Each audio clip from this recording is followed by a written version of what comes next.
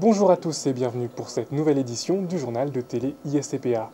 Au sommaire, les suites de l'altercation qui ont coûté la vie à un jeune homme dans le métro Charpennes à Villeurbanne, la reprise normale des audiences pour les magistrats dès demain et l'ouverture du salon des énergies renouvelables à Eurexpo. On commence ce journal avec les suites du fait divers tragique dans la station de métro Charpennes. L'auteur présumé du coup de couteau a été présenté devant le parquet aujourd'hui pour homicide volontaire. L'homme de 47 ans est soupçonné d'avoir mortellement blessé un jeune homme dimanche après-midi. À Charpennes, l'incompréhension domine les usagers du métro et beaucoup s'interrogent sur leur sécurité. Khalid Al-Joumali a recueilli leur réaction. C'est grâce à ces caméras de surveillance de la station de métro Charpennes que le meurtrier a été identifié. 24 caméras de surveillance, la sécurité des usagers de TCL est en priorité pour le Citral. Malgré ce dispositif, les Lyonnais ont toujours peur. Ça fait peur de reprendre le métro parce qu'on ne sait pas ce qui peut nous arriver, vu que ce qui est arrivé c'est un peu un drame, quoi. Enfin, ça craint. Dans l'ensemble des réseaux de transport à Lyon, on compte 1 400 000 passagers par jour. Les métros, eux, sont les plus fréquentés. De son côté, le Citral a mis en place 900 caméras de surveillance sur tout le réseau et 250 agents de sécurité déployés. Pas de quoi rassurer totalement les usagers. Non, c'est pas suffisant. On est arrivé, non, c'est pas suffisant. Il y a beaucoup de gens qui se plaignent. Le plus, c'est les incivilités, les gens qui les insultent, tout ce qui est gratuit, les petites choses gratuites, ça agace les gens. Jusqu'au jour où ça monte bêtement, quoi. Pour veiller à la bonne sécurité de ces passagers, près de 16 millions d'euros ont été déboursés en 2005 pour la vidéosurveillance. Les audiences reprendront normalement demain pour les magistrats. Après une semaine de protestation suite aux déclarations de Nicolas Sarkozy dans l'affaire Tony Meillon, les juges continuent pourtant d'exprimer leur mécontentement. Hier, le ministre de la Justice, Michel Mercier, a blanchi les magistrats nantais accusés de négligence dans le suivi du dossier. Le gouvernement blâme à présent le service pénitentiaire, une accusation injustifiée pour les magistrats, un reportage de Sarah Messaoui et Emmanuel Lebon. Retour à la normale au tribunal de grande instance de Lyon, la décision a été prise en début d'après-midi lors d'une assemblée générale.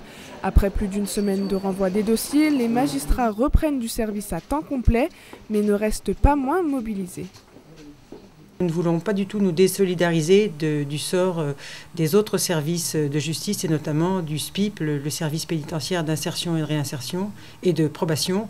Et nous souhaitons être vigilants et solidaires des éducateurs qui sont intervenus dans des conditions aussi difficiles que peuvent intervenir les magistrats. La gronde continue malgré les discussions entre les syndicats de la magistrature et le garde des Sceaux, Michel Mercier. Les 5 millions d'euros et les promesses d'augmentation des effectifs ne suffisent pas à satisfaire les juges. Le fond quand même de notre mouvement était de signaler les difficultés graves de fonctionnement rencontrées par l'institution judiciaire dans son ensemble, ce qui inclut les fonctionnaires des greffes, ceux des services de probation et d'insertion, mais également les fonctionnaires de police et de gendarmerie.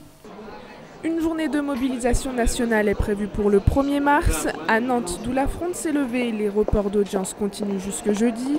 Enfin, en Rhône-Alpes, les magistrats de Saint-Étienne poursuivent leur marche au ralenti jusqu'à leur prochaine assemblée générale prévue pour vendredi. 6 mois avec une paire de ciseaux dans le ventre, c'est la mésaventure qui est arrivée à une patiente lyonnaise suite à une opération chirurgicale. Une paire de ciseaux a été oubliée dans l'abdomen de la jeune femme. C'est l'avocat de la patiente et de son mari qui a poussé le médecin à réopérer la jeune femme aujourd'hui. Déçu par les réactions du personnel de la clinique et du chirurgien, le couple est décidé à porter l'affaire devant les tribunaux. Le gouvernement mexicain ne participera pas à l'organisation de l'année du Mexique en France. Cette décision fait suite aux propos du président de la République concernant la détention de Florence Cassé au Mexique. Nicolas Sarkozy souhaitait dédier cet événement à la Française incarcérée au Mexique pour kidnapping. Mais le gouvernement mexicain refuse toujours que Florence Cassé soit transférée en France. Les relations entre les deux pays restent donc tendues. Marion Bercher et Emmanuel Vieillard ont rencontré Jacques Gallois, ancien consul honoraire du Mexique à Lyon, pour décrypter la situation.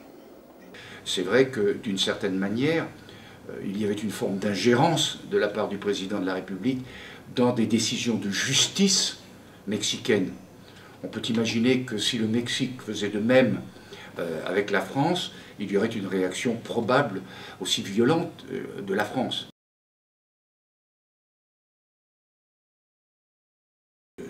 Le Mexique en a marre, et le peuple mexicain en a marre de tous ces enlèvements, du trafic de drogue.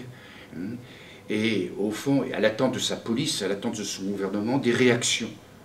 C'est un peuple au sang chaud, et les réactions sont parfois plus brutales qu'on pourrait peut-être le penser dans notre pays, mais ils en ont véritablement marre.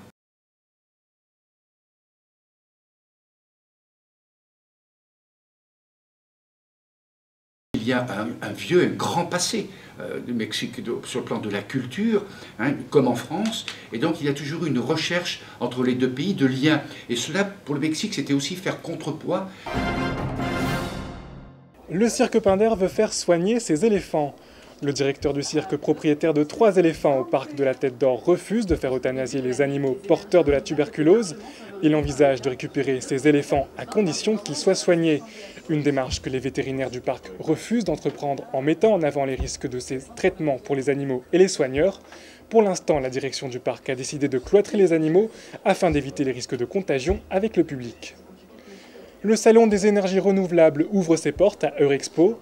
Jusqu'à vendredi, les professionnels peuvent se renseigner sur les dernières tendances en matière d'énergie renouvelable. Si actuellement ce secteur reste porteur, la baisse des crédits d'impôt accordés aux particuliers pour l'installation d'équipements à la production d'énergie renouvelable risque de ralentir la croissance de cette filière. Les explications de Morgane Rousse et Dimitri. Jusqu'au début de l'année, les énergies renouvelables étaient largement favorisées par l'État. L'objectif, 21% d'électricité d'origine renouvelable. Mais le budget 2011 est plus rigoureux et les incitations fiscales en faveur des énergies renouvelables sont les premières touchées. Exemple, avec les installations photovoltaïques, le crédit d'impôt en leur faveur passe de 50 à 25%. Un coup dur pour les professionnels du secteur. Ils craignent que ces mesures effraient les particuliers. C'est triste parce qu'on devrait avoir un élan. Tout le monde devrait faire en sorte de développer ses activités. Et on a des freins, c'est dommage. Il faut se mettre à la place des particuliers, donc psychologiquement, quand on leur annonce que le crédit d'impôt baisse, immédiatement ils ont un réflexe de dire bon, on va peut-être attendre. Mais si l'aide à l'investissement diminue, on oublie de mentionner que le prix de l'équipement baisse régulièrement. La balance semble donc s'équilibrer pour les particuliers, d'autant plus que les installations d'énergie renouvelable ont déjà conquis un large public. Près d'1 Français sur 5 en est équipé. De toute façon, les crédits d'impôt et toutes les aides publiques sont faits pour lancer des filières et s'effacer progressivement lorsqu'elles deviennent compétitives. On préfère que le crédit d'impôt pour les particuliers, pour le photovoltaïque, disparaisse progressivement parce que pour le photovoltaïque, l'aide la plus efficace, c'est le tarif d'achat, c'est-à-dire le montant auquel on va acheter la production renouvelable. En effet, les particuliers ont la possibilité de vendre leur surplus de production d'énergie à EDF. Les tarifs de reprise augmentent fréquemment, un avantage en plus pour les personnes équipées. 4 Lyonnais primés aux 18e victoire de la musique classique.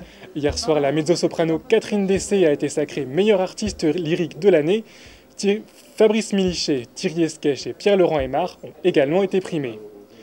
Les soldes d'hiver se terminent aujourd'hui, l'heure du bilan pour les commerçants lyonnais.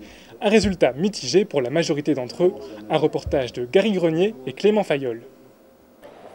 Des baisses allant de -7 à -10% par rapport à 2010. Les soldes d'hiver ont déçu les commerçants, la morosité ambiante serait en partie responsable de cette baisse.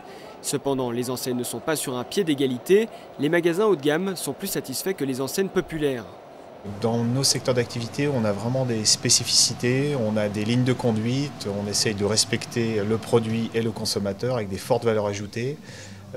Et donc on essaye de donner du sens à ce qu'on fait, alors que j'ai l'impression que le gras du marché, avec ce que ça peut représenter, toutes les grandes chaînes se battent à grands coups de promotion tout au long de la saison, ce qui fait que la période des soldes, je veux dire, ce n'est qu'une période supplémentaire. Les soldes flottants expliquent en partie ce désintérêt des consommateurs. Ce nouveau dispositif permet aux commerçants de placer une semaine supplémentaire de démarque. Beaucoup font le choix de la faire débuter dès demain. À part les enseignes de luxe, le grand gagnant de cette année est Internet. Les ventes en ligne ont augmenté de 13%. Première rencontre des 8e de finale de la Ligue des Champions ce soir. Tottenham se rend sur la pelouse de San Siro pour y défier le Milan AC. Valence reçoit Schalke 04. Lyon jouera quant à lui contre le Real de Madrid mardi prochain au stade de Gerland. C'est la fin de cette édition. Merci de nous avoir suivis. Prochain rendez-vous avec l'information demain sur Télé ISCPA.